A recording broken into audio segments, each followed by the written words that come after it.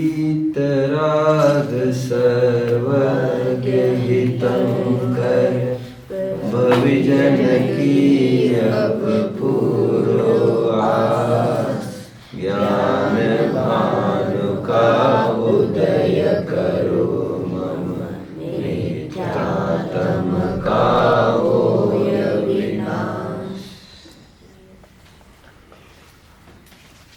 मोक्षार्थियों आओ, एक गहरे और अगाध समुद्र में डुबकियां लगाने के लिए तैयार हो जाओ। यह जिनशासन एक अथाह समुद्र है।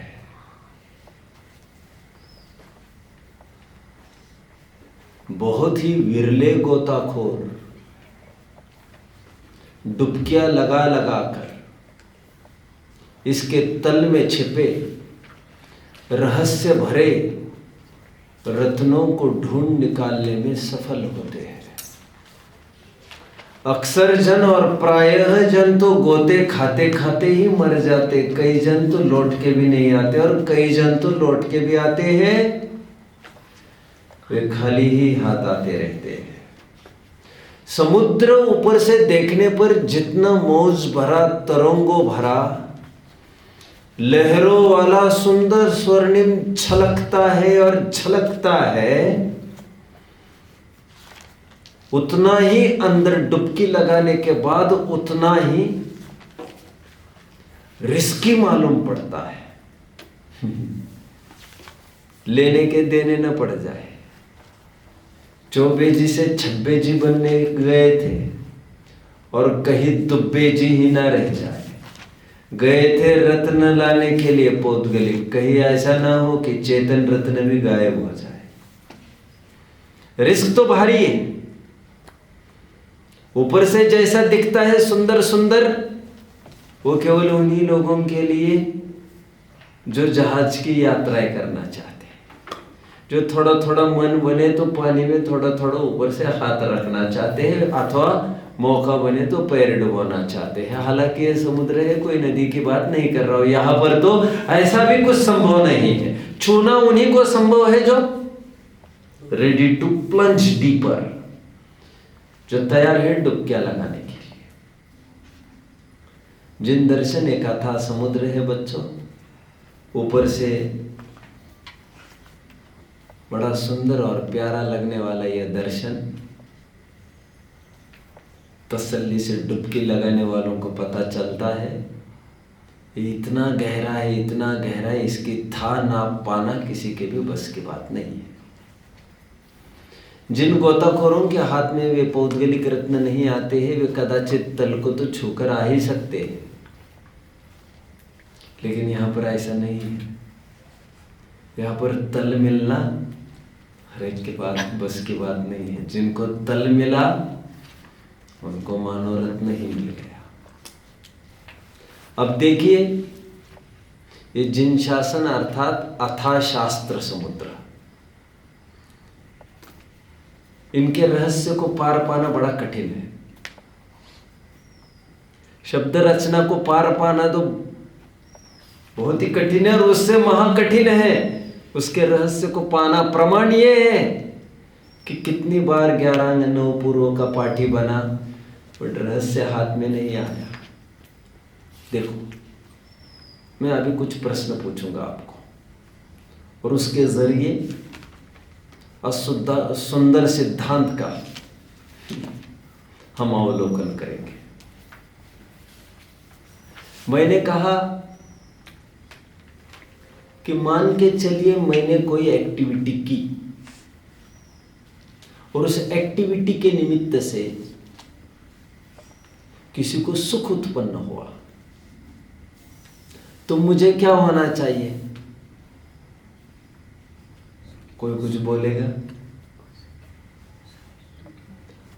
प्रश्न 1। प्रश्न 2, मान के चलो मैं ऐसी कुछ एक्टिविटी करूं जिसके निमित्त से कोई दुखी हो, तो मुझे क्या होना चाहिए? प्रश्न 2।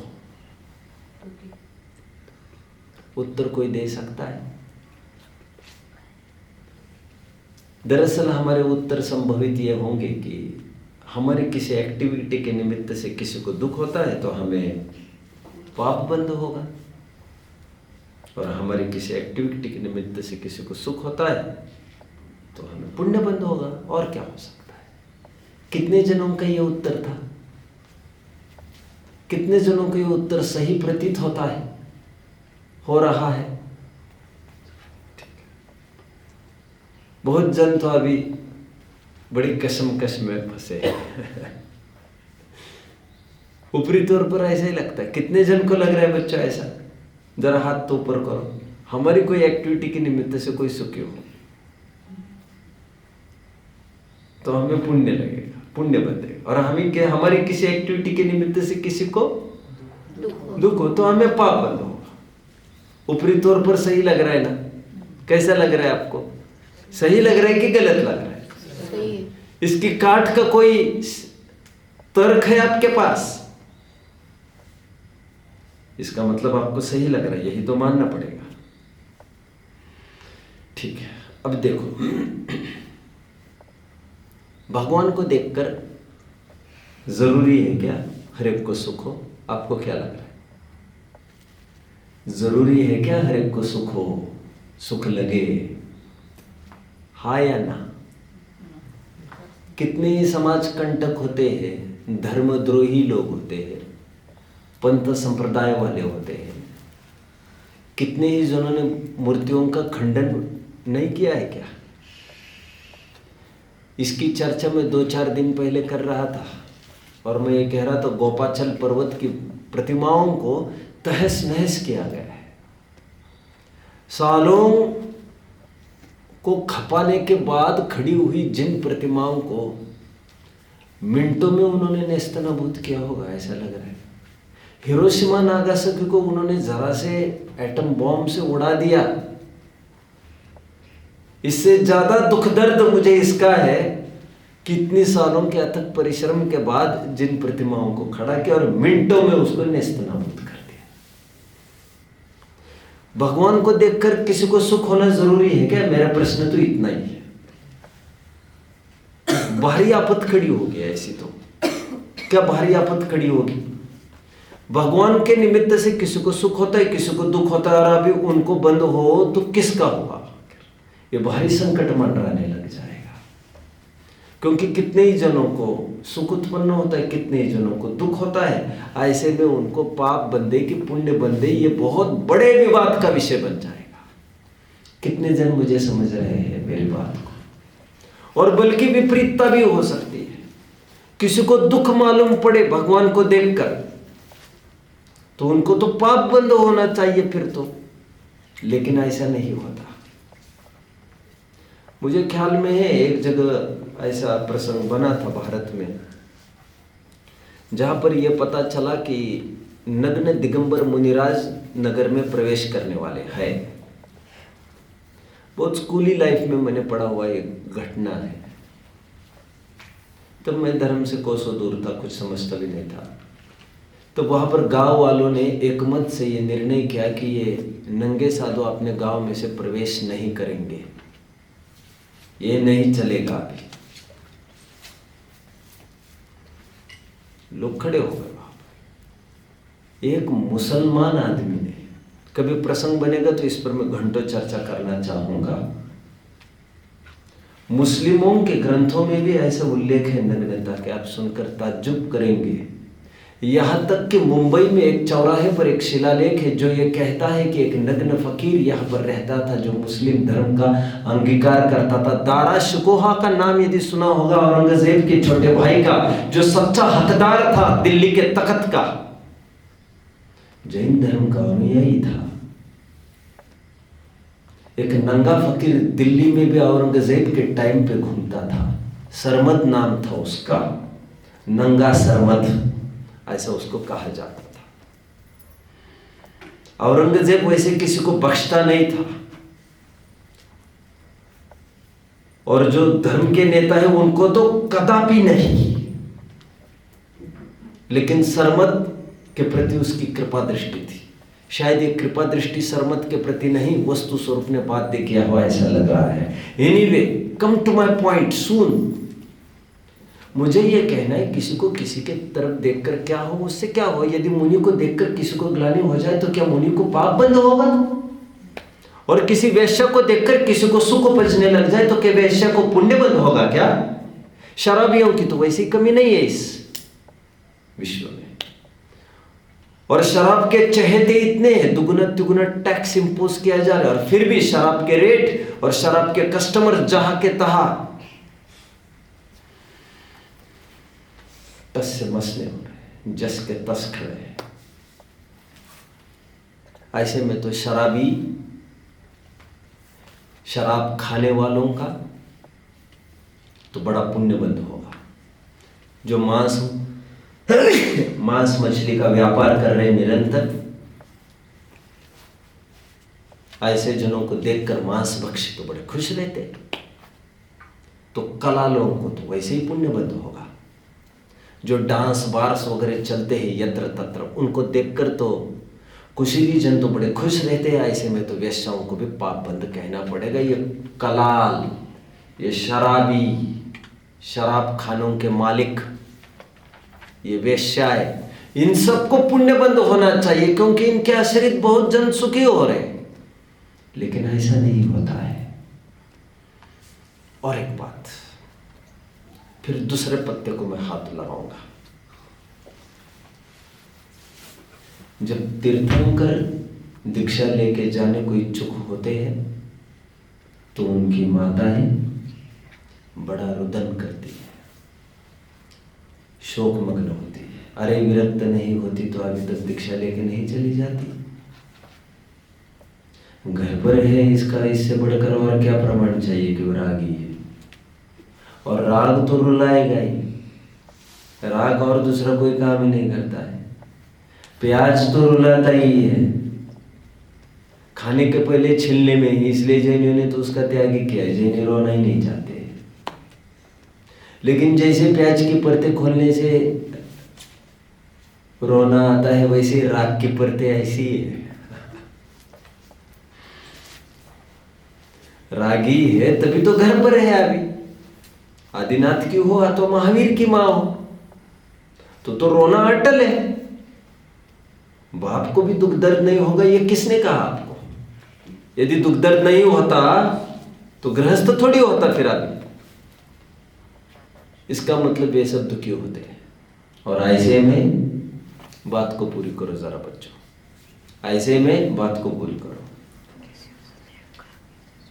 ऐसे में तीर्थंकरों पर भी पाप बंध का प्रसंग बन जाता। अरे इतना ही क्यों, पार्श्वनाथ को देखकर संवर देव उत्तेजित हो गए, अच्छे से ध्यान में बैठे थे। और संवर देव ये समझ रहे मैं तो अच्छे से चल रहा था, ये इसने रोक लिया, हमको छोड़ेंगे नहीं यार, इसको बरसों जो हाथ में मिलेगा माथा फोड़ देंगे हम तुम्हारा। माथा तो वैसे ही फूटा पड़ा है, माथा तो तुम्हारा वैसे ही फूटा पड़ा है। अब फूटे हुए दिमाग से और तो दूसरा कुछ नहीं समझ सकता, सोच सकता। फिर सोचता मैं जो भी मेरे बस की बने मैं तो कर दूंगा। और आप जानते हो 7 दिन तक रात दिन घोर उपसर्ग करता रहा ये संप्रदेव पार्श्वनाथ पर। ऐसे में तो बोलो पार्श्वनाथ पर तो पाप बंद की आपत्तियां पड़ती, लेकिन ऐसा नहीं हुआ। और हाइट देखो, हाइट मतलब चरम सीमा तो देखो। आज भगवान लग गए हैं ठिकाने, जहां उनको पहुंचना चाहिए था वहां वे पहुंच गए। बहुत जन सच्चा लक्ष्य लेकर तो निकलते हैं, लेकिन भटक भटक कर फिर वही आ जाते हैं जहां से निकले थे। वे तो पहुंच गए जहां उनको पहुंचना चाहिए। आज भी भगवान का कोई नाम स्मरण करे, स्तुति करे, तो आज भी उनको बंध का प्रसंग आ जाएगा। ये तो और भारी आपत्ति आ पड़ेगी। पुण्य बंध भी क्यों ना हो, लेकिन बंधन तो फिर भी उनके संभव हो जाएगा। और ये तो भारी आपत्ति आएगी। मतलब तुम तो उनको बांधते जाओ और वो छोड़ने के लिए परेशान होते रहे, ये अच्छा न्याय हो जाएगा फिर तो। इसीलिए किसी की स्तुति से उनको पुण्य बंद और किसी की निंदा से उनको पाप बंद होगा, ऐसा हरगिज संभव नहीं। समझ रहे? किसी की मेहनत करने से किसी के और की जेब भरेगी, ऐसा नहीं होता कभी भी। किसी एक की जेब कटने से किसी और पर दरिद्रता आएगी, ऐसा तो नहीं हो सकता। ये स्तुति और निंदा ये तुम्हारी अपनी भावनाएं हैं, तुम्हारी अपनी कल्पना। It has nothing to do with my career. Your emotions have nothing to do with my career. कितने जन फॉलो कर रहे हैं मेरी बात को? अभी तक का पूरा प्रकरण कितने जनों को स्पष्ट हो रहा है? किसी को भी स्पष्ट नहीं हो रहा है। अच्छा, ये तो चेतनों की बात हो गई। अभी मैं दूसरी एक फैक्ट दिखाता हूं आपको। अब चेतनों की बात करते हो, लेकिन यदि वास्तव में ऐसा होने लग जाए कि किसी के निमित्त से किसी को दुख होने लग जाए और किसी के निमित्त से किसी को पुण्य बंद होने लग जाए, तो ऐसे में तो अचेतन पदार्थों को भी बंध का प्रसंग खड़ा होगा, क्योंकि जहर से सभी जन रुचि रखते हैं। जहर के प्रति सबको द्वेष है, बाढ़ के प्रति सबको द्वेष है, अतिवृष्टि के प्रति सबको द्वेष है। ऐसे में तो उसको भी पाप बंद होगा। भूकंप को कैसे पाप बंद होगा? बाढ़ को कैसे पाप बंद होगा? जहर को कैसे पाप बंद होगा? उस नीम को कैसे पाप बंद होगा? शक्कर को कैसे पुण्य बंद होगा? चॉकलेट टॉफी को कैसे पाप पुण्य बंद होगा? वे तो अचेतन पदार्थ है। अचेतन पदार्थ पर भी आपत्ति आएगी। मतलब बात सांसारिक की छोड़ो, बात मुक्त जीवों पर भी आपत्ति आ रही थी, लेकिन मुक्त तो फिर भी जीव थे, लेकिन अचेतन पर भी आपत्ति मंडराने लग जाएगी। कितने जनों को विषय स्पष्ट हो रहा है?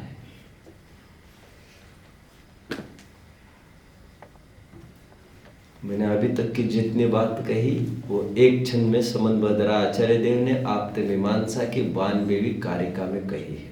घबराने की जरूरत नहीं है। घबराने की जरूरत नहीं है, ऐसे क्यों कहा मैंने? 8वीं वाले कोई बताएगा?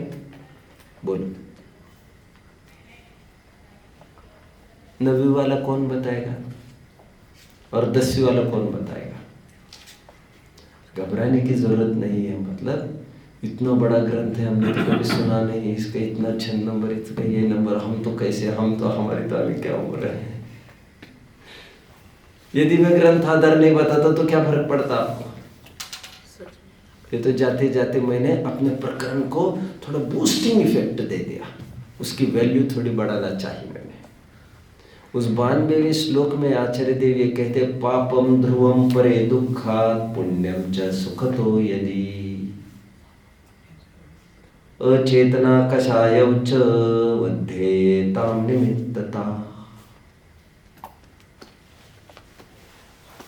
कितने जन फॉलो कर रहे हैं बात को? यदि किसी के निमित्त से किसी को पुण्य बंद होने लग जाए, ये सुखी हुआ इसलिए इसको पुण्य बंद, ये दुखी हुआ इसलिए इसको पाप बंद, ऐसे में तो चेतनों पर भी पुण्य पाप बंद की आपत्ति आ पड़ेगी। और ऐसा नहीं होता। इसका मतलब तीर्थंकर का जाना, तीर्थंकर के जाने से भले उनकी माँ दुखी हुई है, तो वो माँ दुखी हुई है उसके अपने मोह से, तीर्थंकर के जाने से नहीं। उसका पाप कोई हमारे माथे नहीं मढ़ेगा। हम घर छोड़ के जाएंगे और तुम हाथ पैर पटकते रहोगे तो हमें पाप बंद नहीं होगा।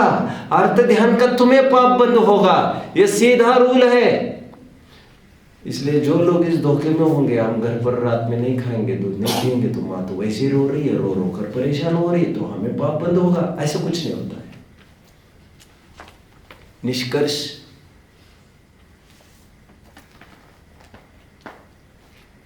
हम भगवान, निष्कर्ष कोई द्रव्य पर द्रव्य हमारे परिणामों का कर्ता नहीं है।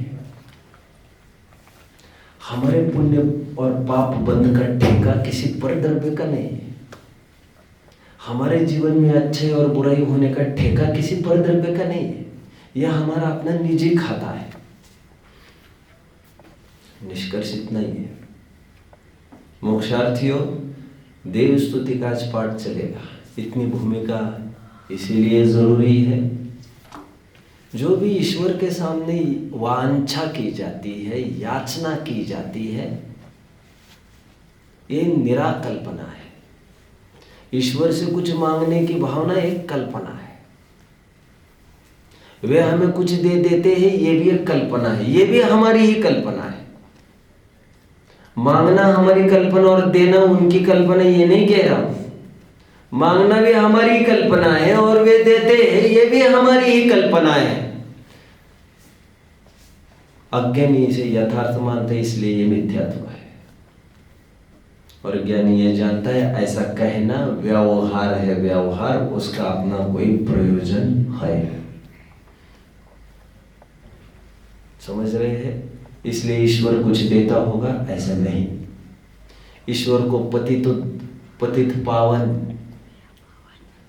पतित उद्धारक, अधम उद्धारक, दीन दयाल, अनाथपति, ऐसे ऐसे सब नामों से नवाजा जाता है। ये सब हमारी कल्पना है। उनकी तरफ से उन्होंने तो ना कुछ बोला है ना कुछ बात है। तुम्हें उनके पास जाकर भी तुम दुखी रहोगे तो हम क्या करेंगे फिर? कितने जन फॉलो कर रहे हैं? प्रकरण चालू हो रहा है। प्रारंभिक 2 पंक्तियां पढ़ेंगे फिर से। वीतराग सर्वज्ञ हितंकर भविजन की अब पूरो आस, ज्ञान भानु का उदय करो मिथ्यात्म का होय विनाश। आइए, कितने जन कीनली कॉन्सेंट्रेटेड है पहले मिनट से, जस्ट आउट ऑफ क्यूरियोसिटी? एक जन भी नहीं है। गजब हो गए। कौन बचा सकता है आपको? कौन बचा सकता है और कौन समझा सकता है आपको? मैंने ये तो पूछा ही नहीं कितने जन समझ रहे हैं, कितने जन कीनली इंटरेस्टेड है समझने के लिए, कितने जन कीनली कॉन्सेंट्रेटेड है। इतना ही मेरा प्रश्न था।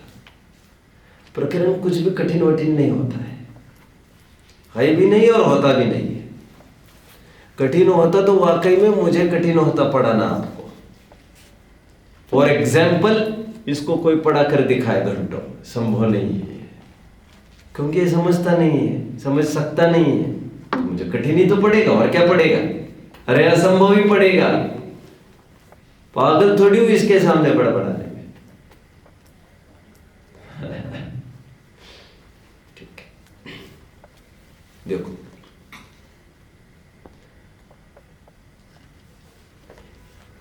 भगवान बालों के साथ छेड़छाड़ मत करो मेरे भाई। और इसीलिए टेका नहीं लिया जाता है।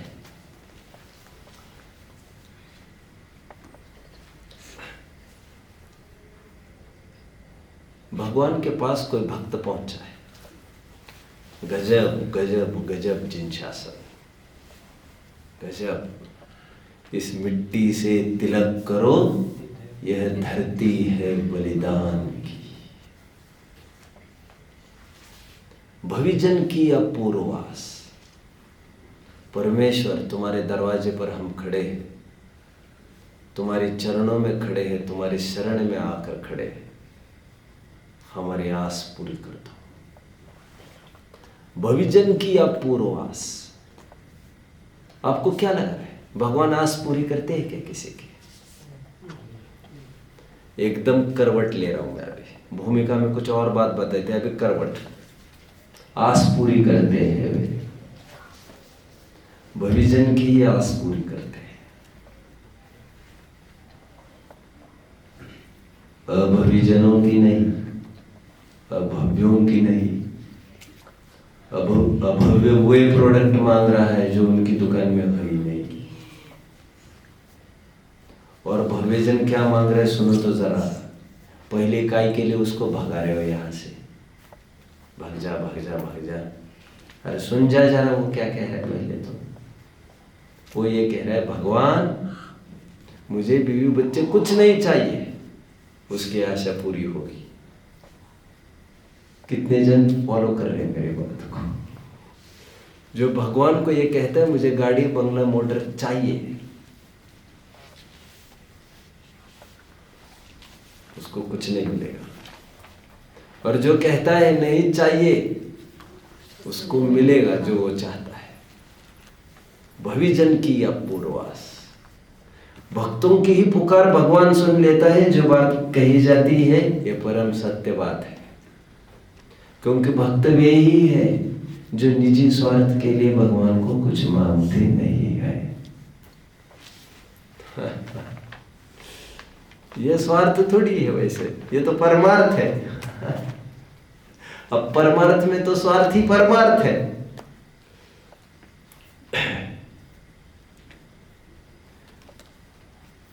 रविंद्रनाथ टैगोर ने बहुत अच्छी बात कही है, शायद गीतांजलि में बात आई हो। मैंने आपको बताया है गीतांजलि रविंद्रनाथ टैगोर ने लिखी हुई एक पुस्तक है, साहित्य है, और जिसके लिए लिटरेचर के लिए नोबेल अवार्ड मिला था रविंद्रनाथ टैगोर को, जिसकी उस जमाने में अंग्रेजों ने भी काफी प्रशंसा की थी।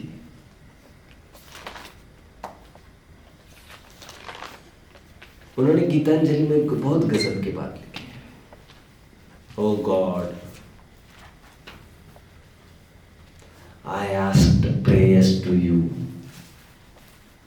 बट यू गेव श्रेयस टू मी। मैंने आपको प्रेयस मांगा, तुमने मुझे उसकी पूर्ति कभी नहीं की, बल्कि तुमने मुझे श्रेयस की पूर्ति की। मैंने आपको गाड़ी मांगी, बंगला मांगा, दुकान मांगा, पत्नी मांगा, बीवी मांगी, बच्चे मांगे, अच्छा स्वास्थ्य मांगा, निरोगी मांगा, पैसा मांगा, सब मांगा। You never satisfied me। मैंने प्रेयस मांगा, आपने कभी नहीं दिया। आपने मुझे श्रेयस दिया, जो कल्याणकारी है वो दिया। उल्टा आपने मेरे जीवन में तो प्रतिकूलता डाल दी, और मैं अभी समझने में सफल हो गया हूं। ये प्रतिकूलताओं ने मुझे तैयार कर दिया, आपने मेरी रक्षा की। और अच्छी बात कहता हूं, मैं वह मांगता था जो मुझे अच्छा लगता है, लेकिन हे भगवान आपने मुझे वो दिया जो अच्छा है।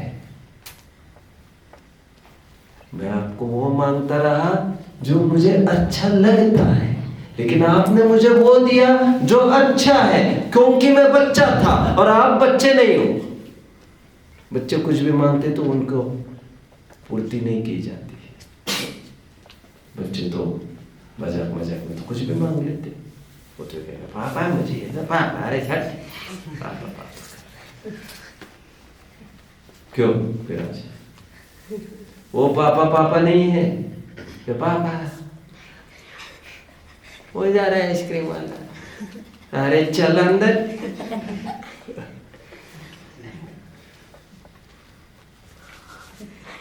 वैसे तो घंटे में यहाँ से निकलता है कोई ना कोई। बाप वो नहीं है जो बच्चे की हर मन मुराद पूरी करे।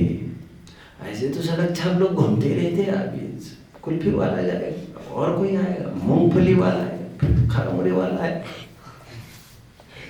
समझ रहे?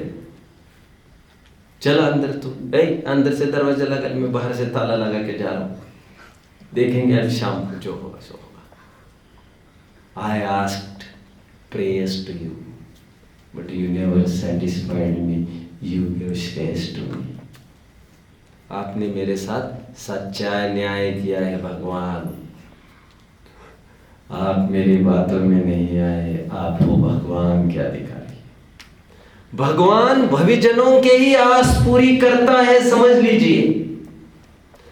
और भविजन ही उनके भक्त है, और भक्त वे ही है जिनके मुंह से लार टपकती नहीं है इनैरी गैरी वस्तुओं को देखकर।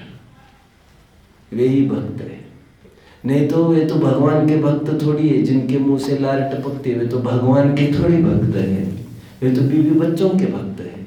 आया मेरे पास काहे के लिए? फिर जब तुम्हें उनकी भक्ति करनी है तो मेरे पास काय के लिए आए कि मैं सिफारिश करूं उनकी? समझ रहे हैं? मेरे नाक कटाने आए कि तू यहां पर? कितने जन समझ? तुम्हें तो बीवी बच्चों को कहना चाहिए जाकर कि मुझे ईश्वर की प्राप्ति हो, ऐसा कुछ करो। तुम तो मेरे पास आकर कह रहे मुझे बीवी बच्चों की प्राप्ति हो, ऐसा कुछ करो। कितने जन फॉलो कर रहे? मतलब मेरे से वे अच्छे हो गए, यही तो बात हो गई। भगवान भविजनों की ही आस पूरी करते हैं, क्योंकि भविजनों की आस ही ये है कि मुझे कुछ नहीं चाहिए, और वो जो चाहते वो एक दिन उनको मिलता है, निर्वाण। बहुत गजब का आनंद आ रहा है मुझे तो। कितने जनों का आनंद आ रहा है बच्चों? एक जन, दो जन, तीन जन, कितने आदमी थे? केवल तीन आदमी। बहुत बड़ी संख्या है। मैं तो एक भी हाथ ऊपर नहीं रहूं तब भी मैं खुश हो जाऊं। सुन लीजिए, मुझे कोई दुखी नहीं कर पाएगा। क्या कहा मैंने? मुझे कोई दुखी नहीं कर पाएगा। भगवान की विशेषताएं बताई जा रही है। एक लाइन का अर्थ मैंने कर दिया, आदि लाइन का। भविजन की अब पूर्वास। भविजन मतलब भव्य जन। भव्य मतलब पात्र और योग्य जीव, मोक्ष में जाने के लायक जीव, उन्हें कहते भव्य। जैसे आप सभी जन भव्य हो। अरे जरा सा उत्तर नहीं दे पाए, जरा सी बात नहीं समझ पाए, इससे कोई अभव्य नहीं हो जाता। धर्म की अरुचि से अभव्य हो जाता है। समझ रहे हैं? भगवान को विशेषण दिया जाता है लोक में ऑल माइटी, ओ ऑल माइटी, ओ सर्वशक्तिमान भगवान। लेकिन हमारे यहाँ ऐसे विशेषण नहीं है। वीतराग, सर्वज्ञ और हितंकर, तीन विशेषणों का प्रयोग किया। काफी चर्चा हम तीर्थंकर पाठ में वैसे ही कर चुके हैं। अब पुनरावृत्ति करना बहुत उचित नहीं समझता। अब वहां से देख ले भगवान की क्या खासियत है हमारी, जो कम से कम मेरे से प्रभावित नहीं होंगे। हम उन्हीं के पास जाएंगे जो हमसे प्रभावित नहीं होंगे। हम जाते ही जो उठकर खड़े और खुश हो, ऐसे जनों के पास हम नहीं जाते। जो हमसे खुश ही नहीं होते, आए तो भी नहीं पूछते, नहीं आए तो भी उनको कोई फर्क ही नहीं पड़ता। कितना बड़ा, कितनी बड़ी कुर्बानी है ये भक्त के लिए। समझ रहे बच्चों? जो आपको कभी पूछता ही नहीं है, हजारों दिन जाओ तब भी आपका एक काम करने में नहीं आता है, और तब भी भक्त आ रहा है रोजाना।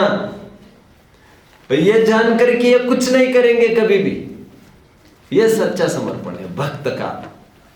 And dedication pays and it will pay one day. वीतराग सर्वज्ञ हितंकर भविजन की अब पूर्वास। अरे जो किसी की आस पूरी नहीं कर सकते, ऐसे वीतरागी भगवान भव्य जनों की आस पूरी कर दो, ऐसा कहा जाता है। समझ रहे हैं? जो आशा नाशा सब नाशा सब खत्म हो गए, जिनकी नासाग्र दृष्टि का अर्थ हम देख चुके। क्या कहा मैंने? नासाग्र दृष्टि में ही देख चुके। जिनकी आशा ही पूरी हो गई, वो अभी हमारी आशा क्या भरेंगे? हमारी आशा भरने के लिए उनको एक आशा होना जरूरी था। समझ रहे बच्चों? ज्ञान भानु का उदय करो। भावना पहली देखो। हम कुछ पॉइंट आउट करेंगे, क्या क्या मांगा है बच्चों ने, थोड़ी लिस्ट तो हम खड़ी करें। मांगों की लिस्ट होती है ना, थोड़ा ये भी हो, थोड़ा वो भी हो, थोड़ा वो भी हो, समझ में आता है ना? लिस्ट होती है। जैसे जैसे फॉर एग्जाम्पल यहाँ पर ऐसा हो, यहाँ पर ऐसा हो, यहाँ पर एक लिस्ट होती है। रिक्वायरमेंट की लिस्ट हुआ करते हैं। हम किराना शॉप में जाते हैं, हम किसी भी शॉप में जाते हैं कपड़े के, तो एक लिस्ट होती है। तो देखते हैं यहाँ पर लिस्ट में क्या क्या मांगा है भक्त ने। पहली बात कह रहे हैं, ज्ञान भानु का उदय करो, मम मिथ्यात्म का हो विनाश। अभी आज सुबह उसी की गीत गाए। किसके बच्चों? सम्यक दर्शन के गीत गाए कितने आपने सुबह। कल रात में भी सम्यक दर्शन के ही गीत गाए। और गीत जितने लिखे गए वो सब सम्यक दर्शन के ही गीत लिखे गए हैं। स्पेशली समय सार एंड मोक्ष मार्ग प्रकाशक आध्यात्मिक ग्रंथ। चरणान्योत के ग्रंथों में रत्नकरण शावकाचार्य में तो है ही उनकी प्रशंसा, लेकिन अल्प मात्रा में। यहाँ पर तो पूरी उन्हीं की बातें, उन्हीं की बातें। ज्ञान भानु का उदय करो मम मिथ्यात्म का हो विनाश। सम्यक्त्व की प्राप्ति हो और मिथ्यात्व का अभाव। मिथ्यात्व को उपमा दी है अंधकार की और सम्यक्त्व को उपमा दी है उजाले की, क्योंकि इसमें सब कुछ दिखने लगता है। समझ रहे हैं?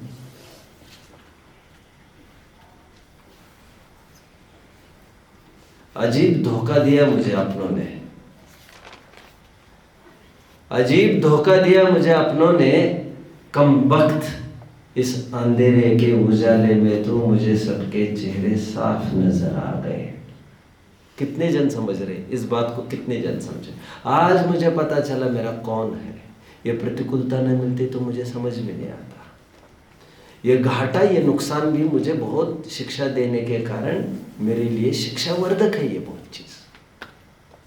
और जिनवानी ने हमारा बहुत बड़ा काम किया, भगवान ने बड़ा काम किया और करेंगे। हमारी ऐसी आशा है। क्या? कुछ मत दो, हमारी दृष्टि ठीक करो, सबके चेहरे बराबर बराबर दिखने लग जाए हमको, फिर किसी के प्रति धोखा ना होने लग जाए। सबके चेहरे मतलब जैसी वस्तु है उनको उस प्रकार हम देखने लग जाए। तत्वार्थ श्रद्धानम सम्यक दर्शन। जैसी वस्तु है उनका वैसा ही ज्ञान हो जाए। हम चाहे समझ रहे, अपने कौन और पराये कौन इस उजाले में समझ में आ जाए। In the light of Jainism let us come to know मैं कौन हूं और पर कौन है। इतनी भावना व्यक्त की, सब कुछ प्रकाश में साफ साफ नजर आए। ज्ञान भानु का उदय करो, मिथ्यात्म का होय विनाश। आगे मांग एक, मांग दो, मतलब आपने ही आंखें खुलने की बात कही है, राइट? जीवों की हम करुणा पाले, झूठ वचन नहीं कहे कदा, पर धन कबहु न हरू स्वामी, ब्रह्मचर्य व्रत रखे सदा। और एक लाइन प्लीज। तृष्णा लोभ बढ़े न हमारा, दोष सुधानित बिया करे।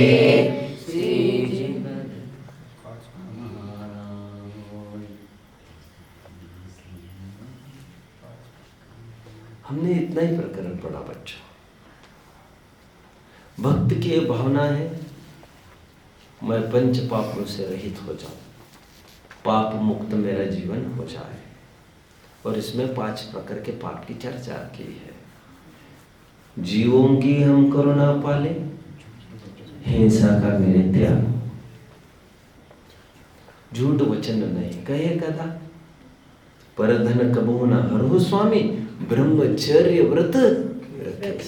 ध्यान रखना, ब्रह्मचार्य नहीं, ब्रह्मचर्य बोलना चाहिए, ब्रह्मचर्य। और तृष्णा लोभ बढ़े ना हमारा, ये परिग्रह पाप। बहुत जल्द 2 दिन में हम एक नए टॉपिक पर आकर खड़े रहेंगे, पाप। तो उसकी चर्चा तो विशेष कर लेंगे, उसमें 5-6 घंटे मुझे वहां पर खड़ा रहना है। आज इतना ही।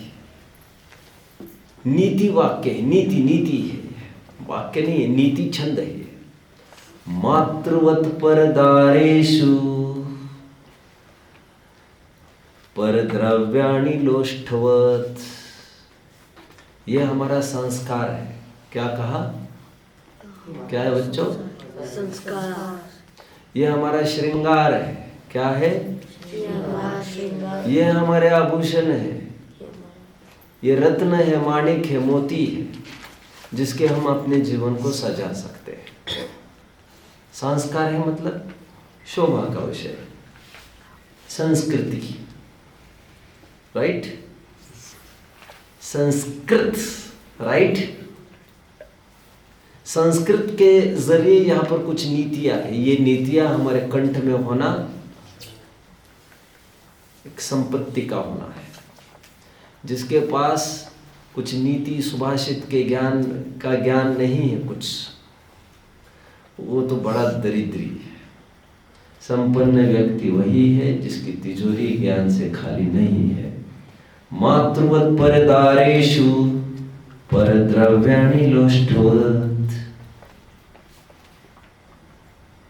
आत्मवत् सर्वभूतानि यो जानति सो पंडित, यो जानति सो पंडित। मैं संस्कृत का ज्ञाता हूं नहीं, वैसे संस्कृत प्राकृत मैंने मेरे स्कूल लाइफ में, कॉलेज लाइफ में कहीं टकरा ही नहीं दूर दूर तक। मुझे ठेठ मेरी आंखें खुली जब मुझे धर्म की रुचि लगी तब। तो मैं इतना कहने का तात्पर्य इसलिए, मेरे व्याकरण में यह हुआ, हो सकता है आपको मिलान कर लेना चाहिए, लगभग तो मैं सही कहूंगा। मातृवत परदारेषु, all Indians are my brothers and sisters. Oh, Vivekanand in Chicago at the age of 30 when he was a Hindu monk. अपनी स्पीच का प्रारंभ My sisters and brothers, क्या बोले? अमेरिका के मंच पर My sisters and brothers। हमें ये लगता है बड़ी बड़ी सभाओं में ये भाई और बहन का कहना कहाँ तक उचित है। बड़ी बड़ी सभाओं में कहाँ तक उचित है ये, लेकिन उन्होंने ऐसा एड्रेस किया पब्लिक को। नतीजन कोई बोलेगा स्पीच होना था 5 मिनट का, कितना? 5 मिनट का। और सभी एक से बढ़कर एक स्पीकर्स आए थे, एक से बढ़कर एक स्पीकर्स आए थे। और स्पीच कभी पढ़ा है आपने? शिकागो में स्पीच दिया था स्वामी विवेकानंद ने, जानते हो कोई? ओ,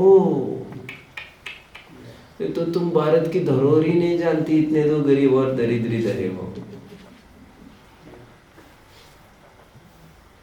अरे दुर्भाग्य से आपको आज तक की इतनी उम्र चली गई, किसी ने बताया तक नहीं।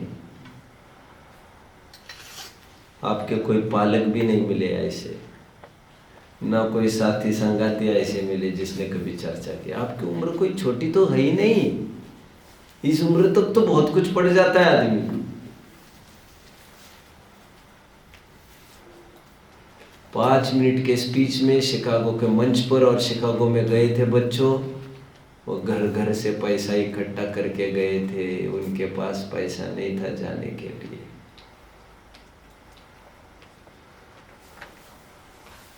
और 2 मिनट उसके बाद he received an standing ovation। खड़े रहकर पूरी पब्लिक ने इतनी तालियां पीटी, इतनी तालियां पीटी, 2 मिनट तो प्रवचन सभा ही ठप। फिर कुछ बोले, स्पीच इतना छोटा है आप तो समझ, 10-12 लाइन का तो स्पीच है कुल। और स्पीच का साइलेंट फीचर क्या है? My sister's and brothers, the starting. मेरी हिम्मत देखो। मातृवत परदारेषु, परदारेषु मतलब परदाराओं में, अन्य महिलाओं में माता समान दृष्टि रखना। रावण को पूछा गया, क्यों रे तू बहुत सीता सीता करता था, अचानक क्या हो गया तुम्हें? ये आइडिया करो तुम्हें सीता मिल जाएगी। नहीं कह रहे, नहीं नहीं अब नहीं चाहिए, नहीं नहीं नहीं। क्या हो गया? अरे मुझे अचानक याद आया। क्या याद आया? मैंने जब भिक्षा मांगने का नाटक किया था ना, तब मैंने उसको माता कहा था। अभी तो मेरा भाव ही खत्म हो गया है, अभी वही मुझे बार बार याद आता है और मुझे विकारी नहीं होता है, विकारी नहीं होता है, विकारी नहीं होता है। आप समझ रहे बात को?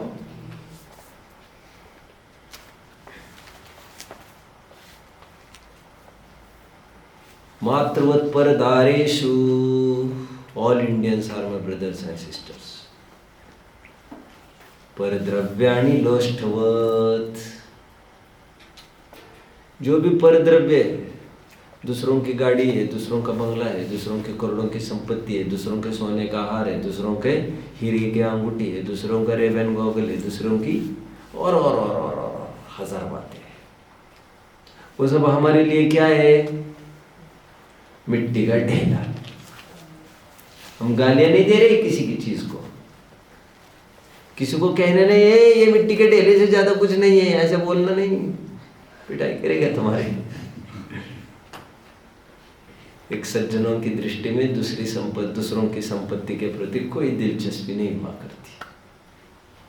परद्रव्यानि लोष्ठवत,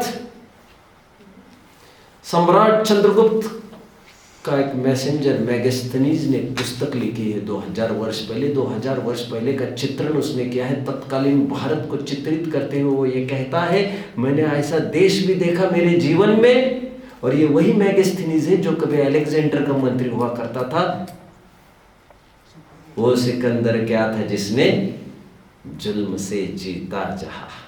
ऐसे जुल्मी और पाखंडी का मंत्री आज बन गया चंद्रगुप्त का मंत्री। और ये लिख रहा है वो कि मैंने ऐसा देश भी देखा जिस देश में रत्न जमीन पर गिरे हो, दूसरों की संपत्ति गिरी हो, उसकी तरफ कोई आंख उठाकर भी नहीं देखता। परद्रव्यानि लोष्ठवत।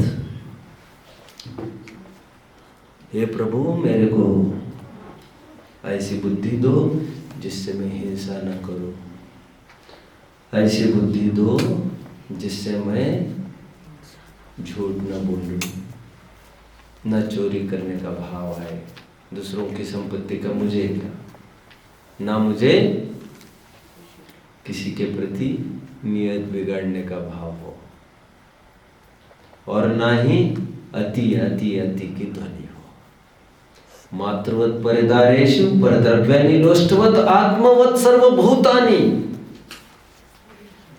जितने भी सब जीव है वो मेरे समान है, सबको अधिकार है जीने का।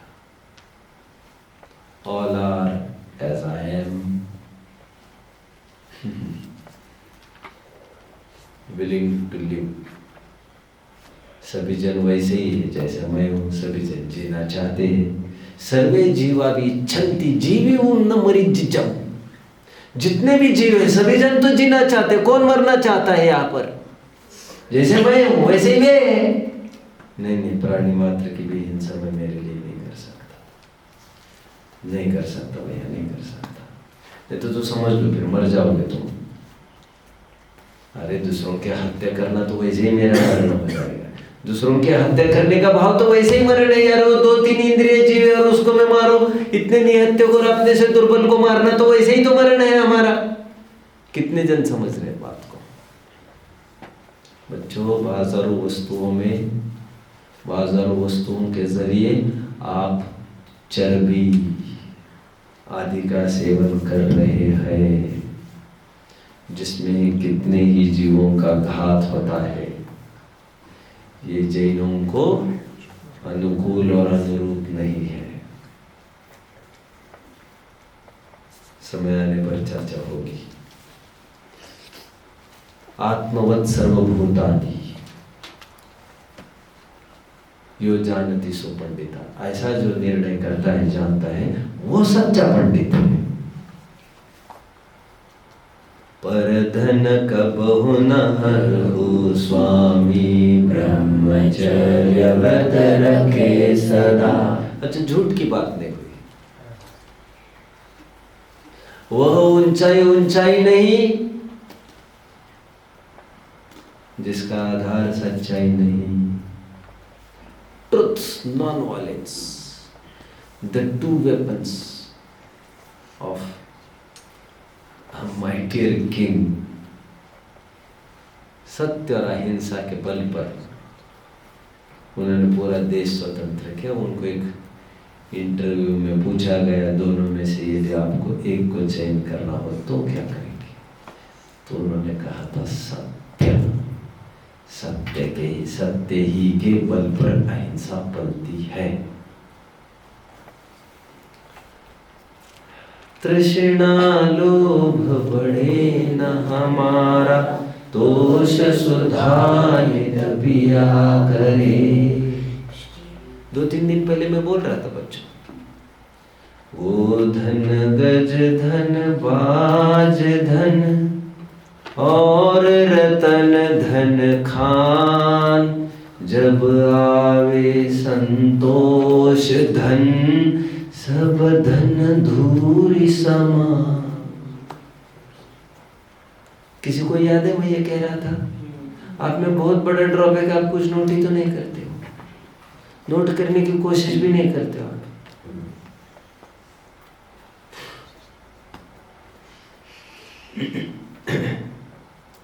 योग्यता का पहला चरण विद्यार्थी के कलम जारी। एक योद्धा का प्रथम चरण, प्रथम चिन्ह, राइफल को थामो। पहले कोई तो नहीं आ रहा है, अरे जब आएगा इस लायक तुम थोड़ी रहोगे जब तुम राइफल संभालोगे। तो राइफल संभालोगे क्या? तो पछताने से क्या होगा जब चिड़िया चुग गई खेत। तो ऐसे ही पकड़े रखना, मूर्ख, केवल पकड़े नहीं रखना है, उंगली आगे कर। कहा ट्रिगर, ट्रिगर पर। और क्या करो? दबाओ? क्या हम मुझे मार रहे हो क्या? अरे ट्रिगर पर बनाए रखो।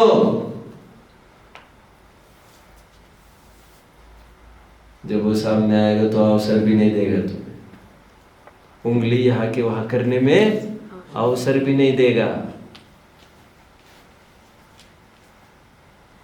आर्मी का आदमी ऐसा होता है, देखा है कभी आपने? देखा है?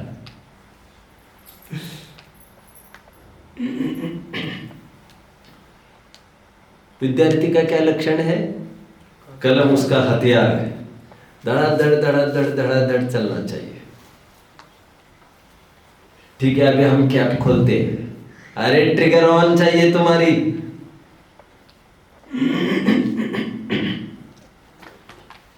गोधन गज धन बाज धन और रतन धन खान, जब आवे संतोष धन सब धन धूरी समान।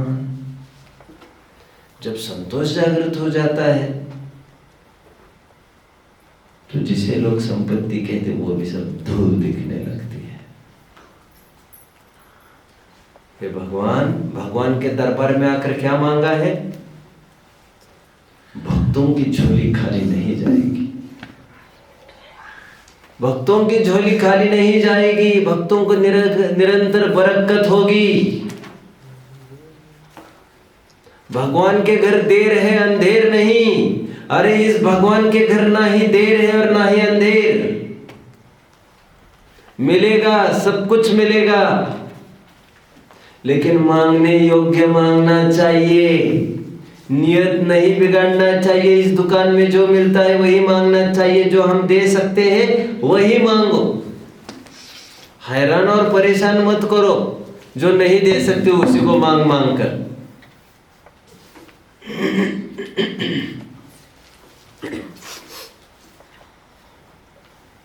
नहीं तो तुम राम राम करोगे तो तब हमको भी करना पड़ेगा। अरे राम राम राम, कुछ समझ रहे बात को? भक्त राम राम करेगा तो राम को भी करना पड़ेगा राम राम। कहां से आ गए? भीख मंगों की दुकान नहीं है हमारा मंदिर। समझ रहे बच्चों? क्या कहा? भिखारियों का अड्डा नहीं है, भिखारियों का सेंटर नहीं है हमारा जिन मंदिर। सभी मंदिरों के बाहर भिखारी बैठे रहते। कितने जन ने नोट किया है? सबने नोट किया है। जैन मंदिर के बाहर कभी भिखारी को देखा है क्या आपने? कहाँ चले गए ये सब अभी अभी अंदर घुसे हमारे सामने ये अभी अभी हमारे सामने अंदर घुसे है ये। भगवान को मांगते रहते, मुझे ये दो, मुझे वो दो, मुझे रेमंड्स का कपड़ा चाहिए, मुझे फलाना चाहिए, वहां चाहिए, ये चाहिए। और उनको कितना दिया और हमको कहा दिया, और कब कब दोगे? दूंगा ना तुम्हें भी, एक छत्र चढ़ाऊंगा ना।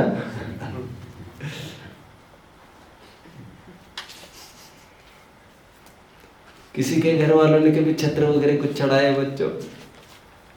किसी को याद है? सिंहासन वगैरह बनाए कभी? वेदी विराजमान, भगवान विराजमान किए।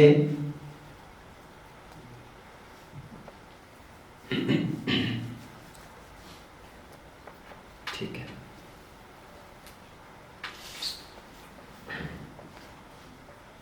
भगवान हमारे बाप के नौकर नहीं है, मतलब हमारे नौकर नहीं है, वे हमारे बाप है, बाप। क्या कहा?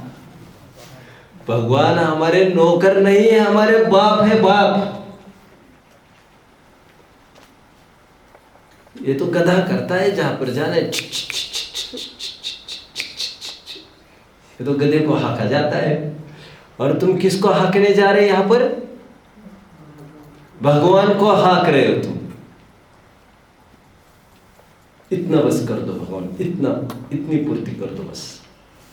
और यहाँ पर पूर्ति के नाम पर क्या मांगा? हिंसा, झूठ, चोरी, कुशील, परिग्रह। जैसे आप हो वैसे मैं बन जाऊं, इतनी सी भावना भाई जा रही। उसकी आशा पूरी होगी, उसकी आशा पूरी होगी। श्री जिन धर्म हमारा प्यारा, तिसकी सेवा किया करे।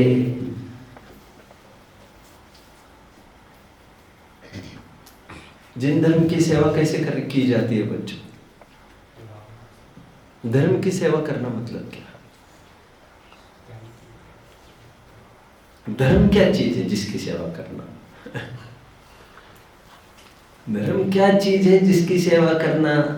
श्री जिन धर्म हमारा प्यारा, तिसकी सेवा किया करे। श्री श्री श्री, जिन धर्म के आगे क्या लगाया? अनंत लक्ष्मी संपन्न हमारा जिन धर्म, उसकी हम सेवा करें। अरे सेवा करने का मतलब कोई हाथ पैर दबाना, पानी पिलाना, दूध पिलाना, भोजन कराना थोड़ी। सेवा करना मतलब उसका सेवन करना, मतलब उसे ग्रहण करना, ग्रहण। समझ रहे? श्री जिन धर्म हमारा प्यारा, तिसकी सेवा किया करे। सेवन करना समझते हो? सेवन करना किसे कहते हैं? ग्रहण करना, कंज्यूम करना। जिन धर्म का सेवन करना मतलब क्या? चलो मुझे ये बताओ, जिन धर्म को ग्रहण करना मतलब क्या करना? जिन धर्म बोलो। हाँ, जिनवानी, जिनवानी का अध्ययन करना। और आज सुबह जो जो हमने देखा, बोलो। जिन धर्म के सिद्धांत को अंगीकार करना। बस बढ़िया, इसको दो 1/4 पॉइंट कर दो इसका। बेचारा बहुत टाइम से रहा, देख रहा है वो, ये दो। जिन धर्म के सिद्धांतों का सेवन करना। कितने जन समझ रहे हैं? क्या बढ़िया, मेरा शब्द छीन लिया ये। जो सिद्धांत है जैन दर्शन के, सिद्धांत क्या है? अभी प्रवृत्ति परक सिद्धांत क्या है? ये ऊपर कहते हैं हिंसा, झूठ, चोरी, कुशील पाप है, ये सिद्धांत है सब, और क्या है? और आपके परिवेश में बाजार वस्तु का सेवन नहीं करना, जो श्रावकाचार्य के सभी ग्रंथों में लिखा है।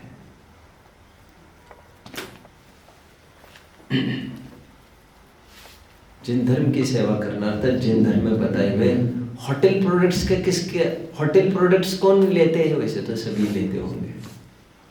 होटल के प्रोडक्ट्स का किसी का त्याग है बच्चों? किसी के घर वालों में से कोई है जिसका त्याग है? फिर तो आपको पूछना ही मूर्खता है। कुएं में होगा तभी तो बाल्टी में आएगा। एक जन ने बाल्टी डाली थी और यही बोलता जाता था, मैं बहुत हिला रहा हूँ, पानी नहीं आ रहा है, पानी नहीं आ रहा, बहुत खींचता जा रहा, पानी नहीं आ रहा है। अब क्या होगा बताइए? अरे मूर्ख, पहले आगे बढ़ो और देखो नीचे, पानी की बूंद ही नहीं है उसमें। तो कुएं में आता है क्या? बाल्टी में, बादली में आता है क्या? आएगा क्या? क्यों बादली आएगा क्या? हाँ, कुएं में ही पानी नहीं है, बाल्टी में कहां से आ जाएगा? निष्कर्ष एक काम करो, दूसरी बाल्टी लाओ। अरे दूसरी तीसरी बाल्टी से क्या कर लोगे तुम? नहीं, अच्छी वाली बाल्टी देख कर लाओ। अरे अच्छी बाल्टी क्या कर लेगी तुम्हारा? क्यों?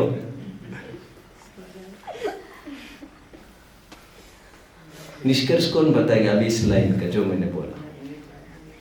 कुएं में होगा तभी तो बाल्टी में आएगा। मतलब क्या? आपके घरों में बड़े जनों के पास कुछ होता तब तो आपको मिलने की कोई गुंजाइश थी। खैर, किसके घर दादा परदादा भी है? अभी बहुत कम घर है जिनके यहाँ दादा दादी भी रहते हैं। कितने घर है ऐसे जिनके यहाँ दादा दादी रहते हैं? हाँ, लगभग रहते हैं। गांव वाले हैं ना, इसलिए संभव है। शहर वालों के सब संभव नहीं। तो मतलब आपके दादा दादी भी होटल का खा लेते हैं, ऐसा ही तो बात है। मॉडर्न दादा दादी है मतलब आपके। आजकल के दादा दादी बुढ़े होते ही नहीं है। आजकल के दादा दादी इन शर्ट पहनने लग गए। दादा दादी मतलब दादा दादी तो क्या करेंगे? इन शर्ट पहनते, फिर वो हेयर डाई भी करते हैं। बुढ़े होते ही नहीं आजकल, तो होते नहीं। युवा होने की दौड़ बहुत जनों की, कोई बूढ़ा नहीं होना चाहता और टलने का कोई उपाय करता भी नहीं है। हालत तो इतनी खराब है। कोई बात नहीं, आपके घर वालों का इतना उपकार है कि उन्होंने यहाँ पर भेजा। यहाँ नहीं भेजते तब तो फिर गए। श्री जिन धर्म हमारा प्यारा, तिसकी सेवा करना मतलब जिन धर्म में बताए गए सिद्धांतों का सेवन करना। ओम नमः। किसी को कोई डाउट हो तो पूछ सकते हैं, बोलो। प्रेयस और श्रेयस का, हाँ, आपने बीच में बताया था। श्रेयस मतलब कल्याणकारी, प्रेयस मतलब जो अच्छा लगता है, व्हाट यू लाइक। प्रिय, श्रेयस मतलब अच्छा, प्रिय मतलब जो अच्छा लगता है।